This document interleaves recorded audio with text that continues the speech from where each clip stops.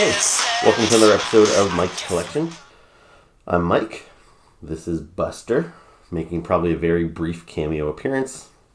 I had to bring him in because he was meowing at the door while I was trying to film, so I brought him in to keep him quiet. But he's not going to stay still for very long. He's probably going to claw my arm up any minute now. Bye, everybody. Okay, Buster's gone. Hopefully he'll be quiet so I can continue to record. But yeah, so for this episode, I'm just showing you some new stuff. I recorded most of the episode a couple of days ago, so I'll walk you through some Transformers and some Marvel Legends that I got. But I'm going to start the video by showing you the most recent stuff I got. So on this past Friday, it's what they were referring to as Triple Force Friday, because they were releasing new Star Wars action figures and other merchandise like Lego sets and lightsabers and things like that.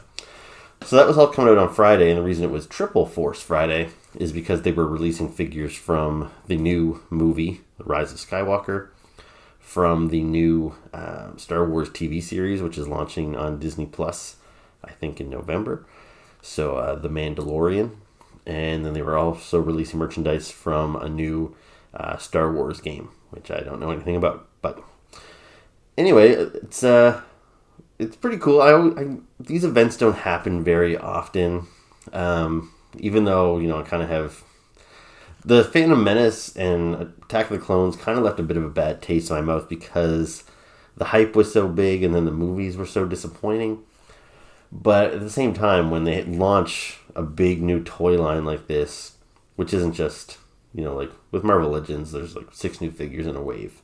But when Star Wars, like Phantom Menace came out, there was, 25 figures or something, and there was vehicles, and there was all the other additional things like lightsabers and masks and stuff. And so they set it up, and there's just a whole section devoted to this new toy line.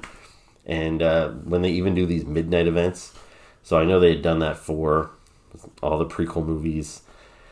And and even when G.I. Joe Retaliation came out, I remember they had a strict street date on when those toys were coming out, and I went to Toys R Us, and it went from having no G.I. Joe stuff the day before to having a whole row of G.I. Joe stuff. So it was a bunch of vehicles and a bunch of 2-packs and 3-packs or whatever, and there was, Nerf cannons with G.I. Joe branding and Snake Eyes masks, and it's exciting to walk in and see all that stuff.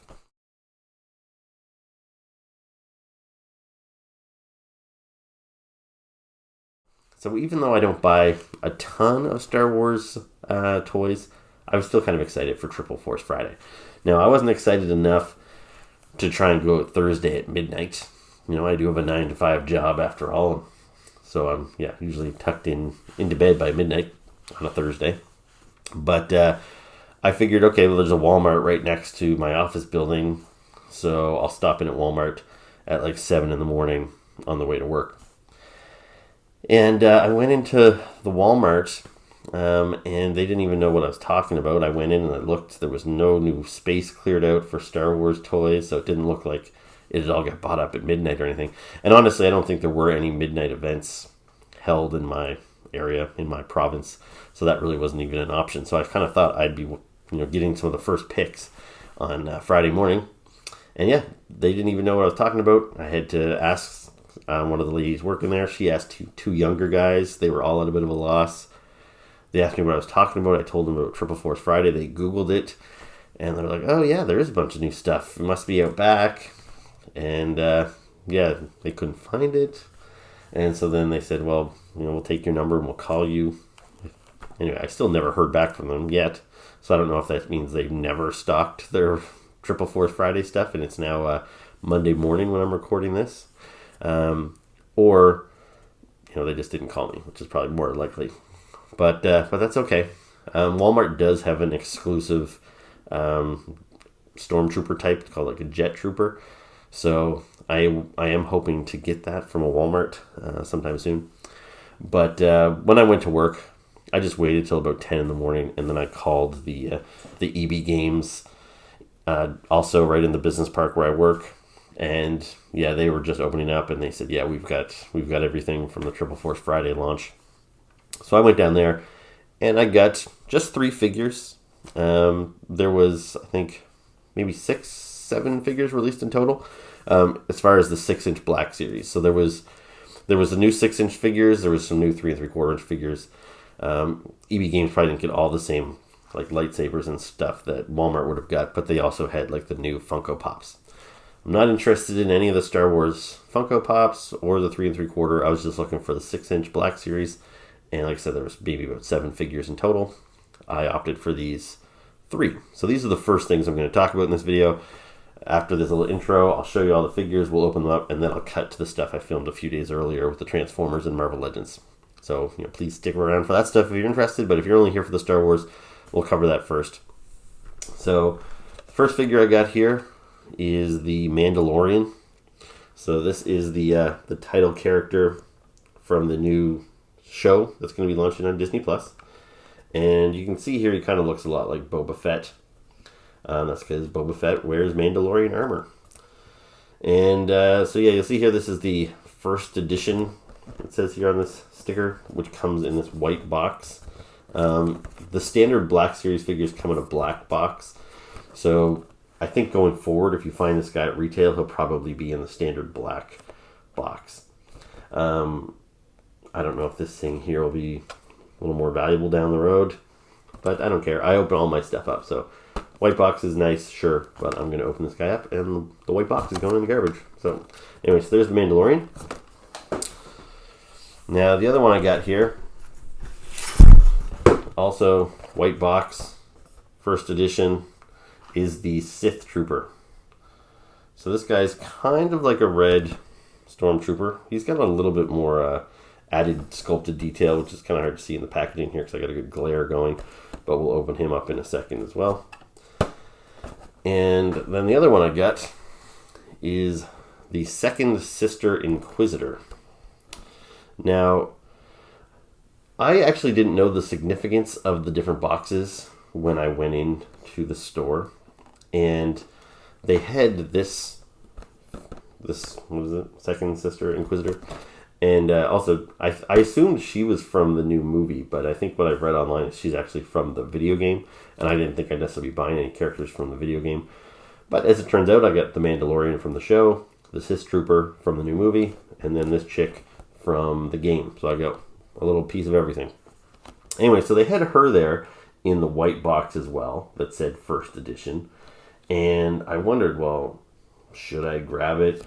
But they also had this one here. And this is the only one where I got the choice because they didn't have a Mandalorian or a Sith Trooper in the black boxes. But this one here they had in both. And I noticed on the black box here it said the carbonized graphite version. And it's probably hard to tell here, but the one in the white box was very kind of flat, matte, black plastic, where this one here has got a very, for lack of a better word, carbonized graphite look. Like she kind of looks like the lead of a pencil. It's got kind of a really bright sheen on it. And I assumed this was probably the standard version because it was in the black box. And I was like, you know what? I know these white boxes are kind of the first editions and they're maybe the specialer ones, but I'm going to leave the white box second sister behind, and I grabbed this one. And I was surprised because there was no price stickers on them on the shelf because they had just put them out. I was surprised when I got this one that she rang up $5 more than those, which seemed odd because I thought this was the standard release. As it turns out, this isn't the standard black box. This is a carbonized box as well. So there's actually three versions of her. The standard black box, the white edition, first edition white box, and then as a GameStop/EB Games exclusive, they have this carbonized version, which has the really nice, striking paint job. And I also learned that both the other characters I got. So this one here, I think it's at Target or Amazon or something. You can buy this same figure in a red box, and it's got the carbonized paint job. And the Mandalorian you can get in a nice kind of copper brown box, and he's got the carbonized paint job. So we don't have Targets around here in Halifax, Nova Scotia, so I'm not going to get, I can't remember which one's which, but I'm not going to be able to get them. And the other one's an Amazon exclusive. I could order it on Amazon. I think it might be this guy that's the Amazon exclusive. And from the pictures I've seen, the carbonized coloring looks really nice on him, but I don't see myself making an Amazon order just to get that. The one other carbonized figure is the Jet Trooper, which is exclusive to Walmart. So yeah, hopefully I track that one down eventually. So anyway, yeah, these are my new Star Wars figures. Now let's pop them open and take a look at them. So let's start with the Mandalorian. So again, I'll just take a really quick look at him here in the box again. So you can see he's got kind of the nice striking white package. It stands out on shelf. Got the little first edition sticker there on the front. And yeah, a little bio on the back. So let's pop them open and take a look at them. So here is the Mandalorian outside of the packaging. So as far as accessories go, he came with this little pistol here, which looks like it can be holstered right there. Now he also came with this large rifle. Now it doesn't look like an easy thing for him to hold necessarily. There's also got this little notch on the back, which I'm wondering if maybe it can be stored on him somewhere. I literally just opened him up, so I haven't really had a chance to look over the figure here. A little notch on his back shoulder, so I'm guessing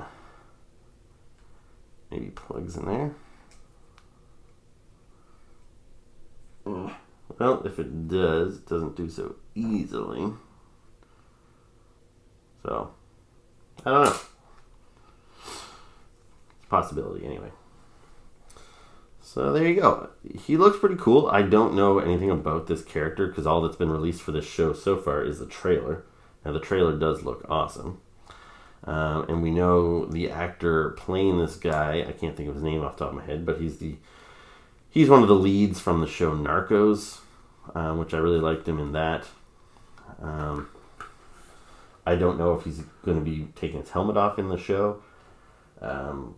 It's possible he won't, because Boba Fett never took it off or anything like that. I would imagine that we probably will see him without his mask on, but this mask is not removable. That was kind of a question. There was always a possibility that maybe he would come with a removable mask. And just if you're wondering if he is just like, say, a straight repaint of Boba Fett or something, I'll bring out Boba here. So you can see there's definitely some similarities, but I don't know if there's any reused parts per se. The chest armor is different. The helmet is different. Knee pads, the feet. So even though they're both wearing Mandalorian armor, I don't really see any reuse of parts. He is not just a Boba Fett repaint. And then we've also got Boba's dad, Jango Fett. I'll bring him in here. And same thing, other than the similar helmets, but even those weren't reused parts. Again, these guys all have unique sculpts. I don't know, these guys might share a used part here or there, but you know what? I'm not even sure they do. And even though the helmets look similar, this Boba's helmet is non-removable. Obviously, we've never seen Boba Fett, at least as an adult, with his helmet off. But then with the Jango Fett, the helmet was removable, and you've got the actor's likeness underneath. So that's why it was always a possibility when we first saw shots of this guy online that maybe his mask would be removable and we'd see the actor under there. But that is not the case. So, yeah, he looks pretty cool. He's pretty much exactly what I was expecting. He looks as the character does in the trailer. As far as articulation goes, I think everything's pretty standard there. So he's got some rocker joints at the ankles there. He's got some good movement in the legs, in the arms. The shoulder pads maybe hinder the movement a little bit, but they kind of move as he moves. He's got a pretty good size joint there on the elbow, so he gets pretty good motion in there. Turns at the wrist as well as he's got a bit of a wrist joint there too. So yeah, looks cool, moves well. I like the color scheme. He does kind of remind me of like a cowboy a little bit, maybe a little Clint Eastwood vibe with that just brown shawl hung over his shoulder there. And just from the trailer of the show, it looks like it might kind of have a bit of an Old West vibe to it. So it definitely fits the bill. Now this figure, I bet, would probably look pretty cool with the carbonized paint job. But I'm pretty happy with this standard release too. So I don't think I'll feel the need to hunt the carbonized version down. But if you have the choice, yeah, you might want to hold it for that one. So anyway, there we go. That is the Mandalorian. So next up, we're going to take a look at this first edition of the SIF Trooper. So yeah, you can see there, pretty much red stormtrooper.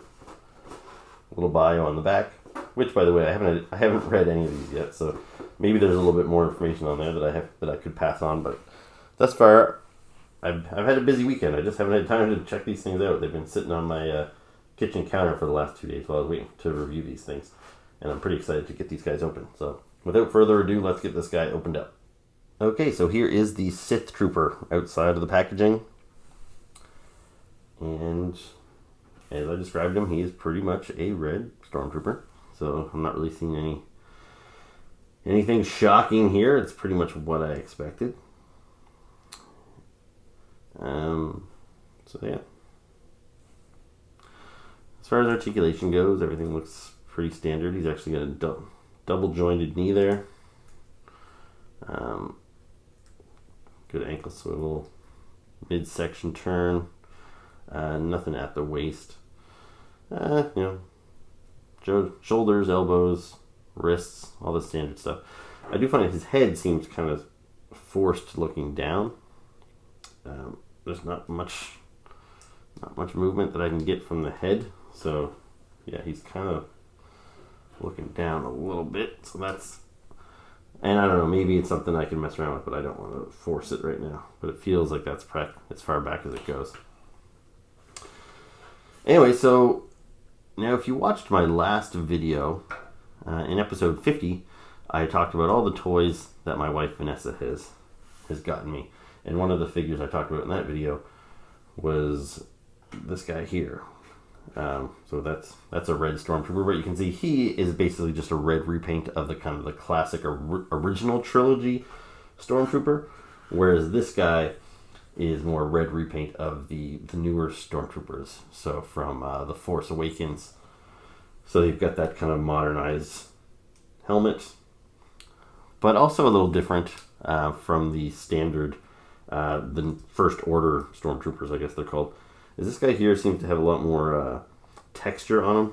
I don't know if you're picking that up on the camera, but you can feel those are all sculpted ridges, even on the helmet. You see these lines that run through it everywhere. So that's not something that we saw on the standard trooper. And also he just seems to have a lot more detailing just with these kind of, I don't know if you'd call these pouches or what these are supposed to be. But he just seems to have more of that sort of detailing too, because the First Order Stormtrooper figure did have a body that was more like this. It was more just sleek without a whole lot of sculpted detail. So this guy seems to have a little bit more going on. Now this figure I think would have looked really sharp in the carbonized version, and who knows if I do come across that anywhere. Like I said, because we don't have Target, if this is a Target exclusive, I probably won't find it anywhere. If it's an Amazon exclusive, it might show up at like EB Games or something. They tend to get exclusives for stores that we don't have. Like they're the guys that sell us all the Walgreens exclusive here in Canada, since we don't have Walgreens. So I don't know. If I find the carbonized one, I think I would definitely pick that up. Not only am I a sucker for any Stormtrooper variation, but yeah, it just looked to be like a really nice paint job. I like the look of these guys. They don't quite match up. The reds are a little different. I don't know if you can tell that on camera too. This guy feels almost a little more orange than this guy does. So this guy's red is more consistent with, say, the Royal Guards. But yeah, I think it would look sharp with the really nice carbonized look. Anyway, I'm pretty happy with him. So there is the SIF Trooper. So lastly, we're going to take a look at the second sister Inquisitor. So she's got kind of a very Sith Darth Vader look. She's got the double-bladed red lightsaber with kind of this ring handle there. She's got a little story on the back too. I'm not too familiar with these guys. The Inquisitors did show up in some of the comic books that Marvel is publishing. So I have some experience with the Inquisitors. I don't think this particular character has appeared in the comic books. But she looks cool, so I don't mind adding her to my collection. Now let's pop her open and take a look. So here is the second sister Inquisitor.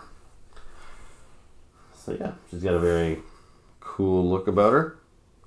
I dig the helmet. It's not removable, by the way, so I don't know what this chick looks like underneath. The paint job, again, I really do like this lead looking, the carbonized paint job. It didn't look bad in the matte black either. Before I really had realized that this was some sort of a little more expensive, pricier edition, I was very close to picking up the black one as well, just because I thought it looked good. And who knows, if I end up liking this character enough, again, I think she's just from the video game, so if that's the case, I probably won't even be, exposed to her anyway. But if she's a character in the movie and she does some really cool shit, I might want to go buy the other version too. But as it stands now, she's just not, I don't know anything about this character, so I'm not really about to go out and drop, $60 to get two different versions of her. Anyway, you see here, so she's got a very nice sculpted plastic cape. It's got a nice shine to it as well. I don't know if the cape is any different from the other version. It doesn't necessarily have a carbonized look to it, but it is really nice. Nice cape with some nice texture to it that really picks up the light nicely. Her weapon here, so she's got this double-bladed lightsaber. It's pretty cool looking. I did have to wrestle with it a little bit to get it into her hand, because normally with, say, a lightsaber, if the hands are sculpted a little tight and it's hard to get something in there, you can kind of just force it down and push it down. But with this here, you couldn't shove it down from the bottom because of this handle kind of gets in the way. So I had to really kind of pry her fingers open and get her to grip it from there. But it wasn't that difficult. But anyway, fits in her hand pretty nicely. Now as far as the cape, it did come off of her when I was pulling her out of the packaging. So at first I thought it maybe just rested on her shoulders, but there are little pegs there. So she does have holes on her shoulders. Let me see there. So the cape does kind of hooks in there to help it stay in place. Now the only other accessories that she came with are two of these little shoulder pads. At least I assume that's what they are. So I guess maybe this is her in her like battle mode. If you don't want her to be wearing the cape. Again, it's kind of hard to get in there. So there you go. So I guess you could have her with the shoulder pads. But I don't think you could do both. I don't think this would work with the cape on. And that's not super easy to get to, but anyway, you get the point. No, maybe not. So anyway, she does have those shoulder pads. I will probably be displaying her with the cape though, so whatever. But yeah, she's feels good.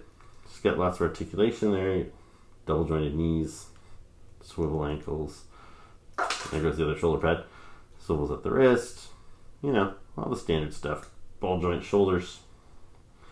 Her head's got a good range of motion. Not a ton with the looking up and down, but a bit. Anyway, yeah, she's a cool character. I think she will look cool displayed with my other Sith Lords. So there you go. Second sister Inquisitor. So the first new figure I have to show you is a Transformer from the Siege line, and this is Ztarr. So you can see here he's got kind of a black and yellow color scheme, this screw head, and his face is kind of smushed down in there. His design, he's got these kind of claw hands. His only accessory was this cannon, which didn't tell me exactly where to plug it in, but it seemed to work there. He doesn't really have a way to hold it in his hands because of the claws, but I think there's a couple different spots that I could have plugged it in. So anyway, yeah, there's not much to tell about him. He transforms into sort of a drill tank, and yeah, he's pretty cool. And I don't know really anything about this guy. Like, I've been a Transformers fan since I was a kid, and apparently the original Ztarr figure came out in 1984. So that's like very early days of the original Transformers line. But apparently this guy was a mail away only. He's what they call a power dasher. I guess there was a couple of them. And they were kind of, from what I've seen online, they looked more like GoBots in the way they were constructed. They were kind of smaller and kind of rinky-dinky looking. And yeah, so you can only order them online. I had no idea you could do that. Maybe it was only in the States. I don't remember seeing anything in Canada regarding ordering this guy. And yeah, he was not featured in any of the classic cartoons or comic books. So I had no idea this guy even existed. So when I first saw like advertisements for this particular figure, the Siege version of Ztarr coming out, I thought maybe he was a new character they had created, or maybe he was based on one of the more modern Transformer mythologies that I don't really follow, like Armada or something. So yeah, I was kind of surprised to learn that this is actually a Generation 1 Autobot. So I do like the figure, and I'm glad that they decided to revisit this obscure character. And yeah, normally when I get these new figures, I try to keep them carded up to the time I shoot a video for you guys, just so I can show you what they look like packaged. Sometimes that can be hard to do because sometimes I don't shoot these videos for a week, and I hate sitting on something for a week. But with Ztarr here, he's an online exclusive. Now, mind you, some select retailers are taking pre-orders for them. I ordered mine from EB Games, which is like GameStop here in Canada. And yeah, this is the box that he came in. It's the same style box that I got another Transformer called Ricochet a while back, and I showed you his unboxing. It's the same thing. It's just a brown box with the Transformers logo on there. And when you open it up, he was just strapped into this plastic. There was no card art. It's just a kind of plain brown mailer box. So yeah, not very exciting. So I didn't really feel the need to keep him packaged to show you. But there you go. So that's Ztarr. So another new Transformer I got, and I got it at the same time as I got Ztarr. I had pre-ordered both of these from EB Games. So this is Nightbird. So she is a female ninja. And this character first appeared in an episode of the cartoon called Enter the Nightbird in 1985. So she factored into Transformers pretty early on too. And she wasn't actually a Transformer. She was a man-made creation, but the Decepticons kind of hijacked her and used her to do their bidding. But then she was like defeated, or the Transformers won her back from the Decepticons at the end of the episode. And we really never saw her again. However, she has kind of been revisited in the later comic books and stuff, and she's been kind of integrated into the Transformers mythology as an actual sentient being as opposed to just this man-made robot. And yeah, she's got a really cool design, and this figure does a pretty good job of capturing her look as she appeared in the original cartoon. However, this figure is just a repaint of another Transformer. They added some new parts, like the head is new, but for the most part I think it's chromia that they reused for this figure. So when you turn her around, you realize she's got a lot of extra junk on her, like this big thing hanging off her back and on her legs. Really kind of muddies up the design a little bit, and it makes it a little tough to have her stand up because she's so heavy from the back end. But it's still a really nice figure, and I'm happy to finally get this character. I guess they did do another version of her in 2015, so I never had that figure, but considering she appeared in 1985 and didn't get a figure until 2015, that's a pretty long wait. So yeah, I don't mind having to wait a couple extra years till 2019 to finally get my hands on one, but yeah, I'm glad I did. And just an interesting kind of side note about her is it seemed like Hasbro probably wasn't intending to do a figure of her, but a couple of years ago they kind of did an homage figure to her. There was a combiner called Victorion, which was made up of all female Transformers. The group was called the Torchbearers, and this is one of those members, and her name is Dust Up. But you can see her head, like her face with that design is clearly meant as an homage to Nightbird. So I think that was kind of Hasbro's way of giving a little nod to this character that they didn't really intend to do. But here we are, just a couple of short years later, and now we have an official Nightbird figure. So that's pretty cool. So next up, I've got another Transformers Siege figure, and this is Brunt. So you can get a good look at him there. And there's some cool artwork of Brunt on the side of the packaging. Shows you what he transforms into. So this kind of Cybertronian tank. And yeah, so there he is in the package. Now let's pop him open, because I've been sitting on this guy for about a week, because I've been eager to open him up. So let's do that. So here is Brunt outside of the packaging. So you can see here, he's a nice bold purple color. I like his head design quite a bit with that just kind of visor and mouthpiece. He kind of looks like a Cylon or something. Now he also has these claw hands. And his only weapon is a little cannon here as well, which you can just attach in the same place that I attached Ztarr's. And yeah, and if you're noticing a similarity to Ztarr, even though I did get Ztarr first by about a week or so, technically Ztarr is a repaint of Brunt. So Brunt is the original figure that they constructed, and then they reused the body for Ztarr. And you can see they're basically identical. Different paint jobs, but everything other than the head seems to be pretty much exact. And I'm fine with that. I don't mind the reuse of parts every now and again. And yeah, these guys at a glance I don't think really look the same, just because their color schemes are so different. One thing that's kind of interesting here, so if you get a good look at Brunt's head, Ztarr's head is quite a bit different. However, I don't know if you can see this, but if I spin Ztarr around, he actually got the same head as Brunt. You really can't see it there, but you see Brunt's mouth, that kind of Cylon mouth on the bottom. So really all they did is they reused the same lower half of the head. Now you don't see Ztarr's face on the back of Brunt here, but you do see Brunt on the back of Ztarr. So kind of interesting. Now this guy here, you might not be familiar with him either, because he is by no means a mainstream Transformer, but he is not a new character. I was kind of surprised to learn his origins, just like as I was with Ztarr, because this guy originally came packaged with Trypticon. So Trypticon is the big Decepticon dinosaur that transforms into a city. And when you bought the vintage version of Trypticon back in the 80s, he came with two little side characters.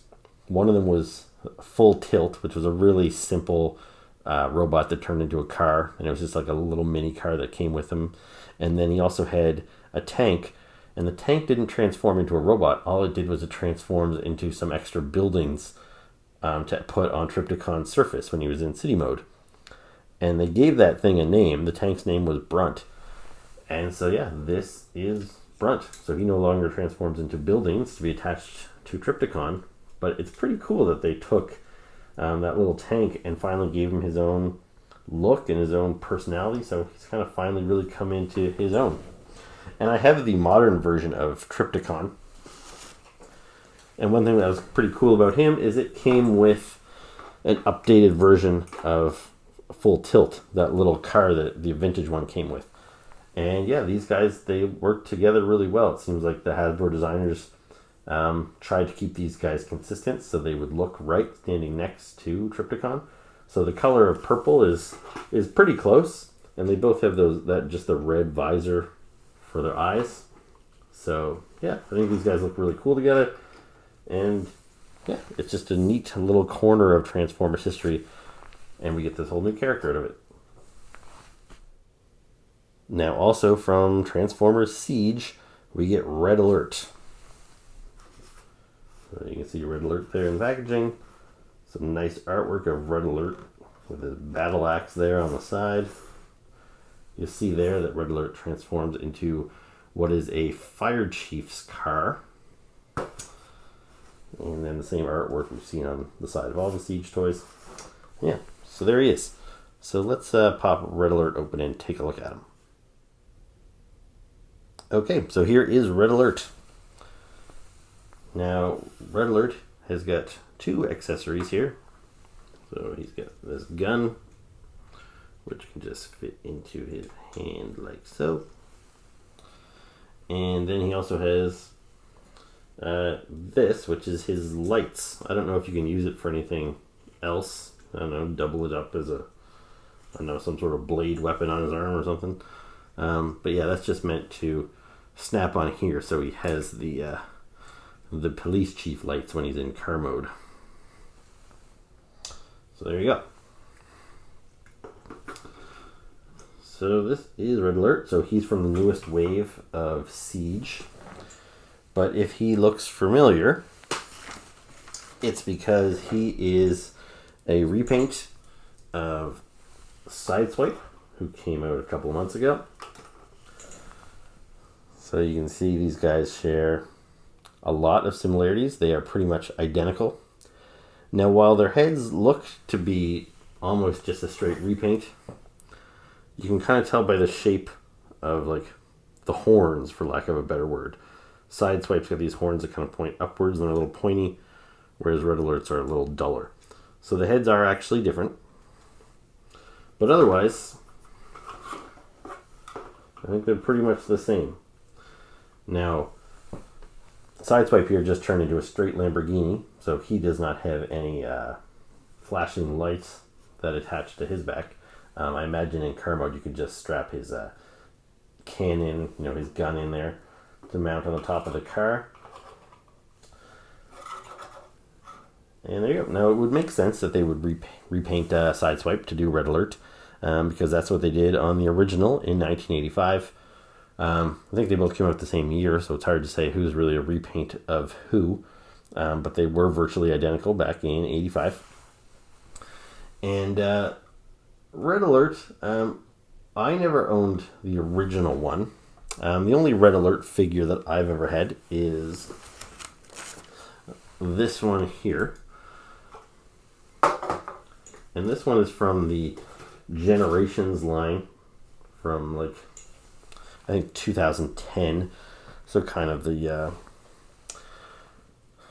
I don't know what you'd call that, the end of the decade there. Because I started collecting Transformers again kind of around the mid to early 2000s, like around 2005.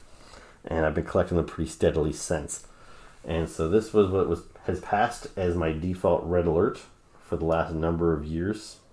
Basically a decade, which is hard to believe, actually.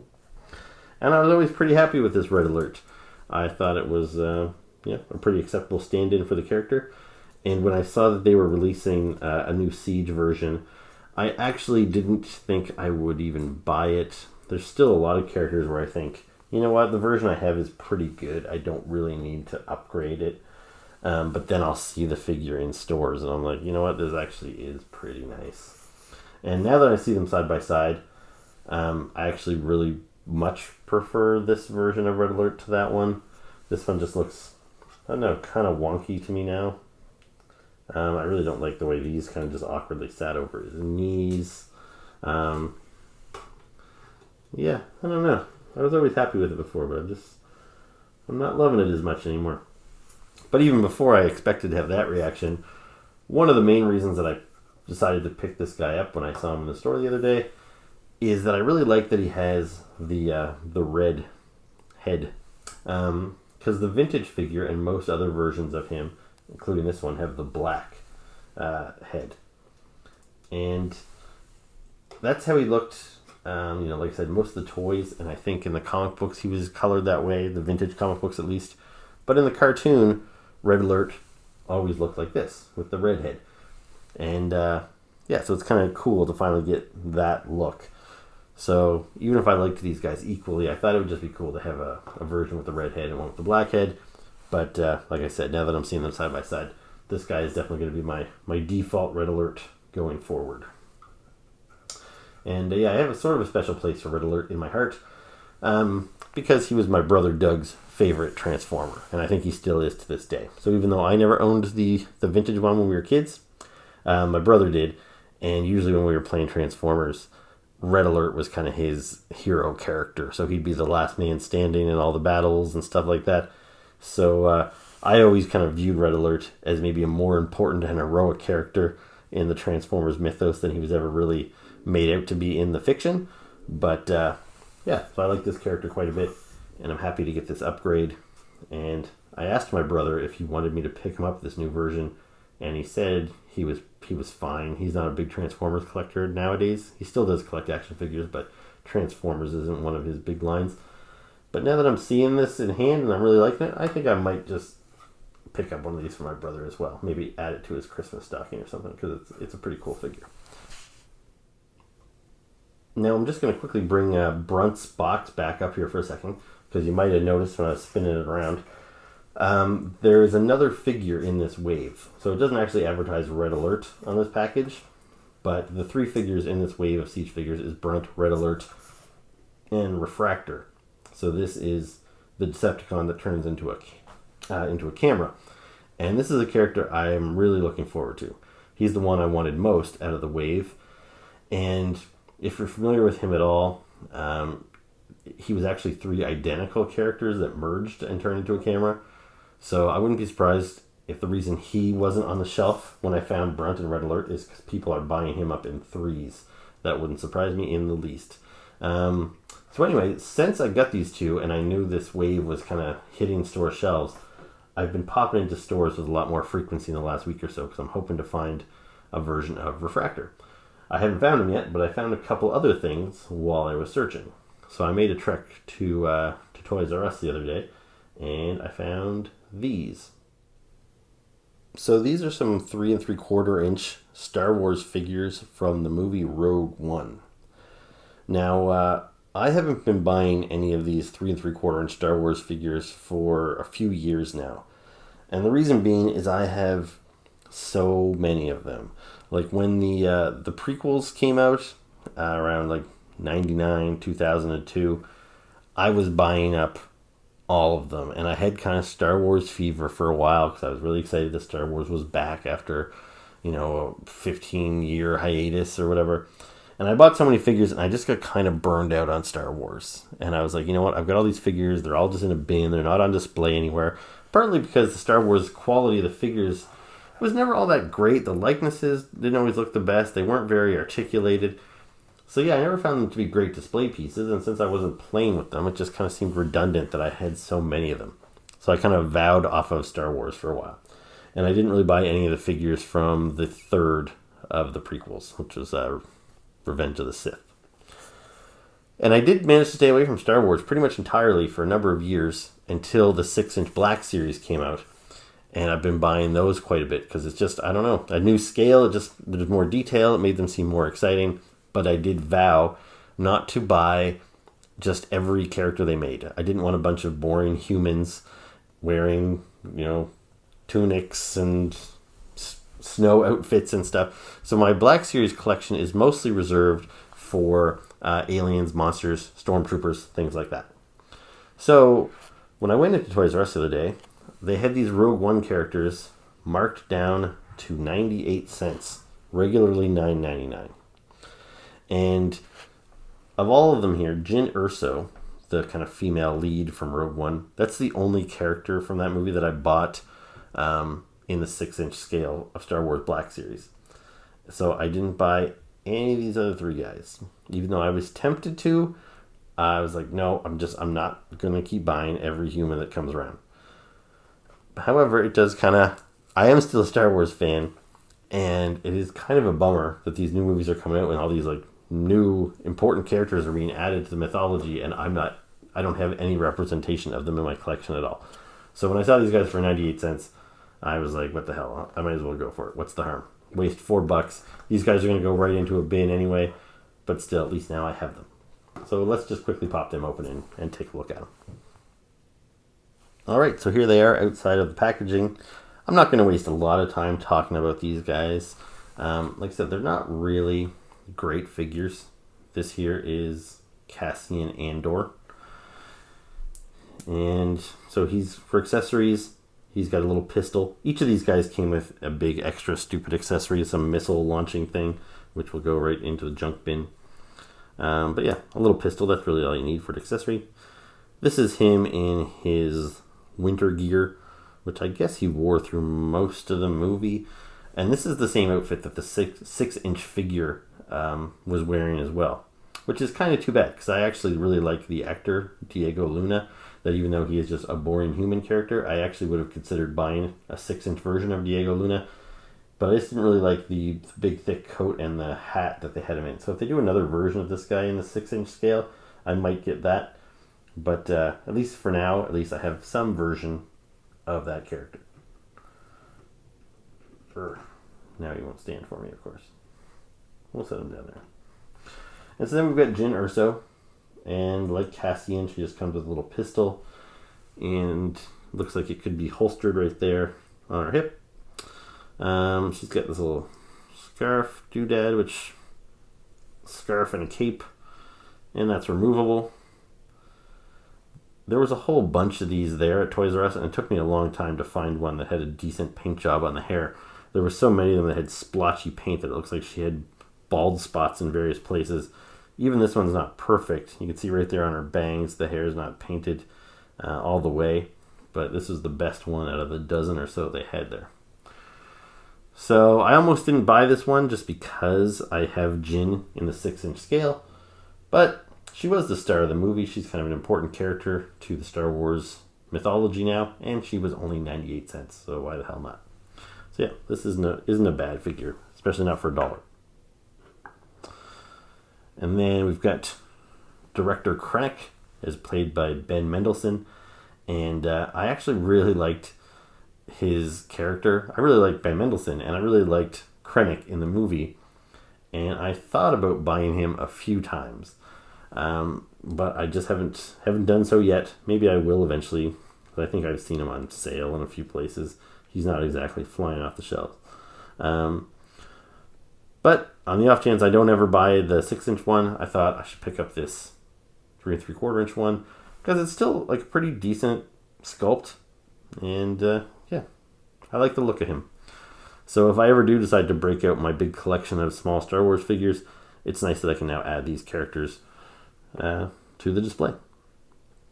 And lastly, this guy here, I don't know if I'm pronouncing his name right, I forget, is it Chirrut or something? Anyway, this guy was played by Donnie Yen, and I really liked him a lot too. He was cool, he's kind of a badass, but he was actually really funny too. Yeah, if you haven't seen Rogue One, by the way, like, definitely go see it. I thought it was fantastic. So yeah, this is another guy. They did make him in the 6-inch scale, but I decided to pass on him, even though I liked the character and I liked Donnie Yen. He just didn't fit the bill as far as being cool enough looking of a figure. Because at $30 a pop, you got to draw the line somewhere. But yeah, for 98 cents, why the hell not? I'm glad that I finally have a Chirrut to add to my Star Wars collection. So there you go.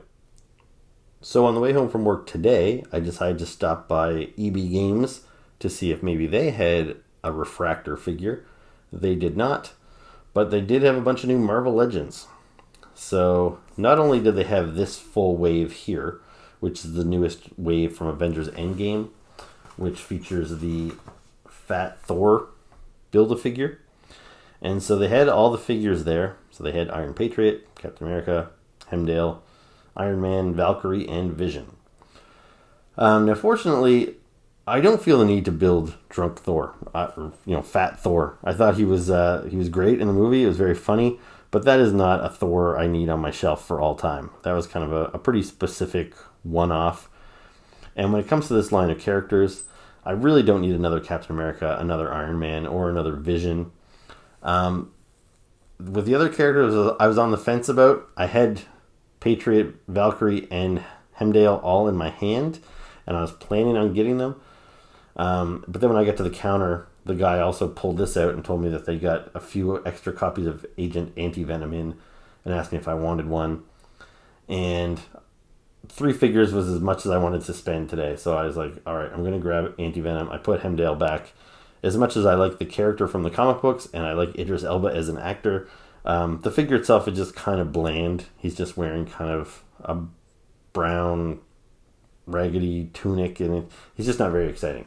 So these are the three I went with, and I will now pop them open and we will take a look at them. So this is Valkyrie. Now for accessories, she's got a removable cape, she's got a sword with a sheath, and she also came with this pajamaed leg for the Build-A-Figure Thor, if I decide that I ever want to complete that. So, but anyway, yeah, so here's Valkyrie as played by Tessa Thompson in, she was introduced in Thor Ragnarok, and then she appeared again in Avengers Endgame. So, this is a pretty cool figure. This is one of those things where I was a little unsure about the casting of Tessa Thompson at first, just because she doesn't really look anything like the Valkyrie that we know from Marvel Comics, and I'm a fan of the character of Valkyrie. We do already have a Marvel Legend figure of her, which is, the blonde hair with the two pigtail braids, which they've kind of got going on here. But yeah, I can view this as pretty much a totally separate character, because I do have that other Valkyrie and I can display them next to one another. And Tessa Thompson, I think, did a great job. She was really funny in the role. And if you've seen Thor Ragnarok, she starts off as kind of a drunk and kind of a jerk. And then kind of she finds her heroic side near the end of the movie. And this is kind of her hero outfit that she changes into. They did previously do a Tessa Thompson figure in her kind of outfit from the first half of the movie when she was still being kind of a jerk. And I never got that one because it came in a 2-pack with a Thor that I didn't really want to buy because I feel I have enough Thors already. But yeah, the likeness for Tessa Thompson I think looks great. And this outfit, I don't necessarily love the outfit, to be honest with you, but at the same time it's definitely accurate to what we saw on screen, and I think it works well for the movie version of Valkyrie. So for her weapons there, so she's got this sword and this sheath. I don't know if this attaches to her anywhere. I don't really see how it would, but that would kind of make sense maybe if it can strap onto her somewhere so she could sheathe the sword on her belt or something when not in use. And then, yeah, the cape here, I'm not a huge fan of how it attaches. It's just, it's really soft, pliable rubber. And it's just that peg in the back. It's the same way that the cape's attached on the Thor and Loki figures from Thor Ragnarok, and I find that they kind of fall off pretty easily as well. So I kind of wish this had a better way, maybe something to snap onto the shoulders or something.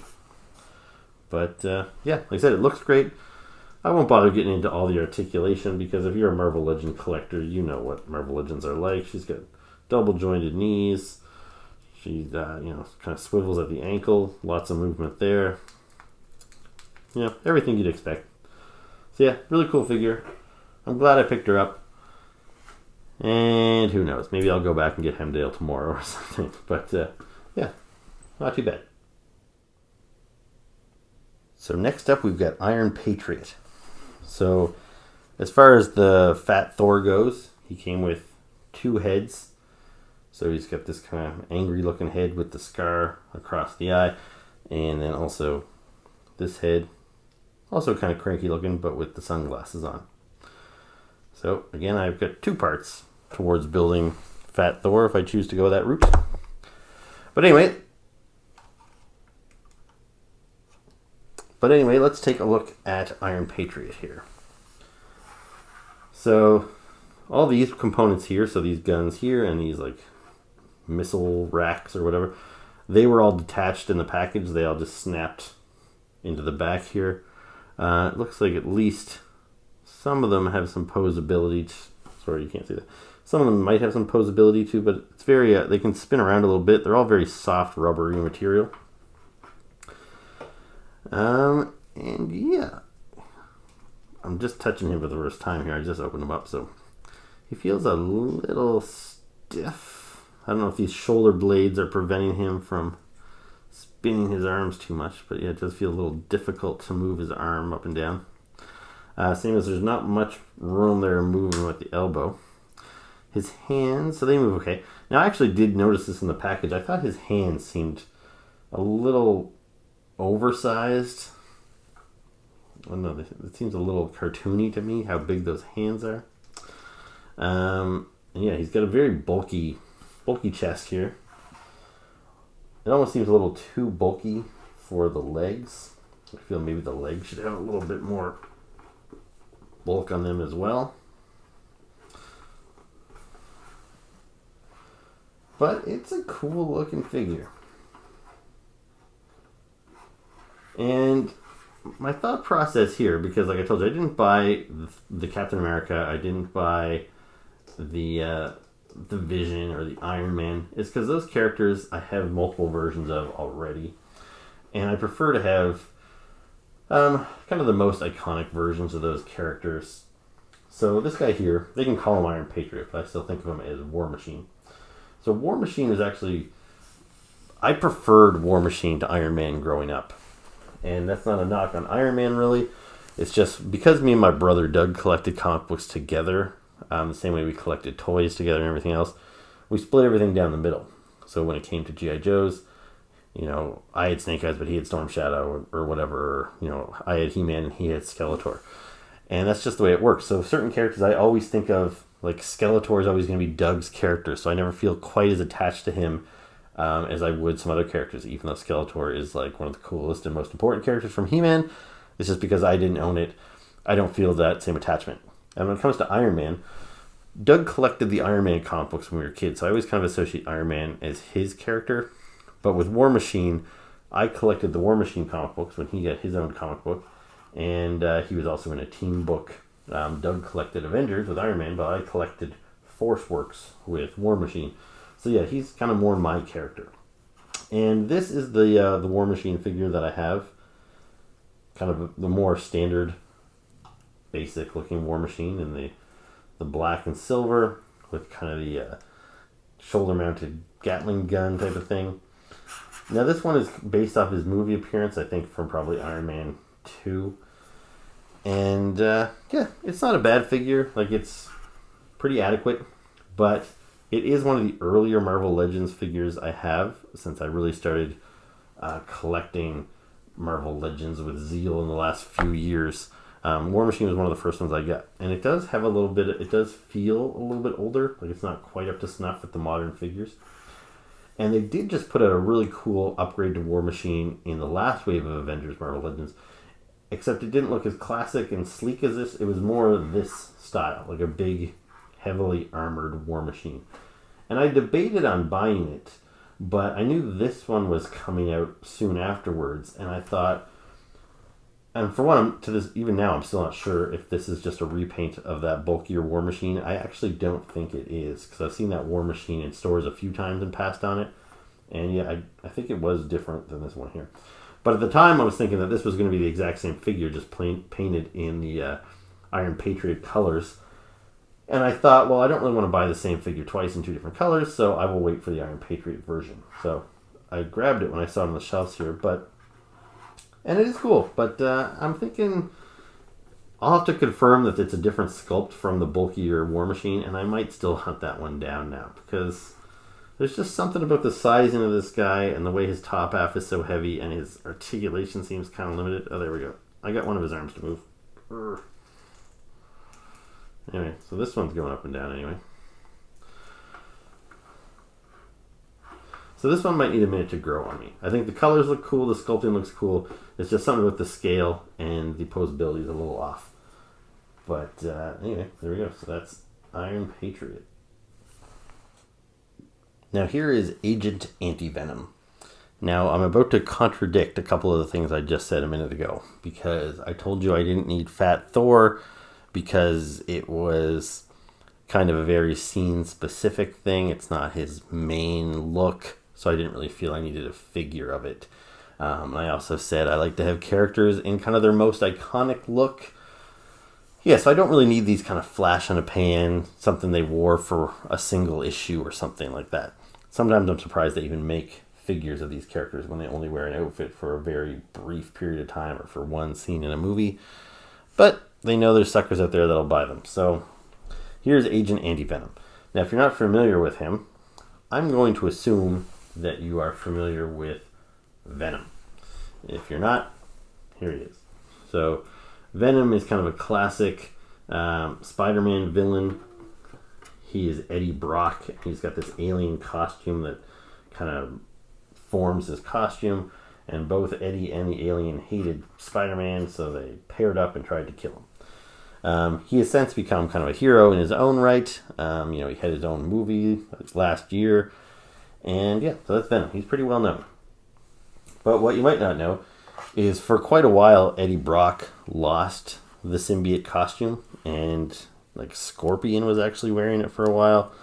And so Eddie Brock, he lost the symbiote. He got cancer. He was sick. And I can't remember all the details of exactly how it all worked out. But he was later turned into Anti-Venom. And I'll show you him in a second. I'm just wrestling with him. Alright, so this is Anti-Venom. So this was Eddie Brock. And as you can see, he's Anti-Venom because he's the polar opposite of Venom. So he's white with a black spider instead of black with a white spider. Pretty simple stuff. And so Eddie only wore this, I think, for maybe 2 different storylines. And then the Anti-Venom costume, I think it was killed or it was destroyed or something. Again, I can't even remember. But anyway, and Eddie Brock eventually got the Venom costume back anyway. But before Eddie got the costume back, Flash Thompson, Spider-Man's longtime high school rival, he got a hold of the Venom costume and he became Agent Venom. And so it was still the same Venom costume, and when he got angry, he would sometimes like Hulk out like this. He'd get the teeth and all that crazy stuff. But when he was on missions, he was working for the government, and it tied into Flash's military background. So Venom had this new, more militaristic design with like combat boots and guns and holsters and belts full of stuff. So yeah, he was Agent Venom, and he was that for a couple of years. And I really enjoyed the Agent Venom series, but I think Marvel wanted to get back to kind of the more classic original Venom. So Flash lost the symbiote in just the last few years. Eddie got it back, and so now Eddie looks like this again. He's the classic Venom. And then in a more recent storyline called Venom Inc., which is a big Venom crossover between Venom and Spider-Man, Flash ended up becoming Agent Anti-Venom. So it was kind of a cross between Agent Venom and Anti-Venom. And this toy is basically an exact repaint of this one, just done in the opposite colors. So, yeah. So he only wore this for, again, I think 2 storylines. He wore it in the Venom Inc. storyline. And then the next time he showed up, the Red Goblin killed him. And so he's currently dead, but I'm sure he'll be back. But will he be back as Agent Venom or Agent Anti-Venom? I don't know. So, yeah, this costume was very short-lived. I already have the same figure in black. I really didn't think I would need it. I saw them advertise it a while back, and I said, you know what, I'm not going to get that when it comes out. I'm not going to pre-order it from my EB Games, and I didn't. And so, yeah, it kind of caught me off guard today when the guy said, oh, we've got another Agent Anti-Venom back here behind the counter. Do you want it? I just kind of impulse bought it. However, I don't regret it. I think it is a cool looking figure. Like the white and black looks really nice. It's very eye-catching. Just like the other Venom, I didn't have it attached to my Agent Venom, but he's got this kind of symbiotic tendrils that just snap into his back. You can't pose them or anything. It's stiff plastic. And he comes with 4 guns. So he's got a couple other little pistols there. And you can actually display each of the guns in the tendrils. So that's kind of a cool look. And you can also hold them in his hands. Now, I guess the main reason I bought this is because there's currently another big Venom crossover storyline going on in the comic books right now called Absolute Carnage. And I've really been enjoying it. I just read a stack of Absolute Carnage books just a couple of days ago. Today, I'm recording this here on a Wednesday, so there's going to be another couple of books waiting for me next time I go to the comic shop. And I've got kind of Venom fever right now. I think like the The creative team on the Venom book is the best team that Venom has probably ever had. They're not treating him like kind of a corny one-note character for the first time. He's actually getting some decent characterization. And the movie definitely had its flaws, but I still kind of enjoyed the movie. So all these things combined, I'm kind of really into Venom right now. And yeah, so when I saw this figure and I thought, well, if I don't buy it now, maybe he's going to be hard to get. So I grabbed him, and I think he's pretty cool. So if you don't have the Agent Venom, the standard one, I would highly recommend you get this one, because I really liked this figure, except he's from a couple of years ago, so he might be kind of hard to track down now, especially with Venom's popularity kind of soaring. So this guy might be the easier one to get. And yeah, it's still a really cool looking figure. I like it quite a bit. So yeah, there you go. Agent Anti-Venom. Okay, so that's my new stuff from the last couple of weeks. Thank you so much for watching. If you enjoy my video, hit like, subscribe, leave me a comment below. It's all appreciated. And yeah, I guess that's it for now. So until next time, ciao.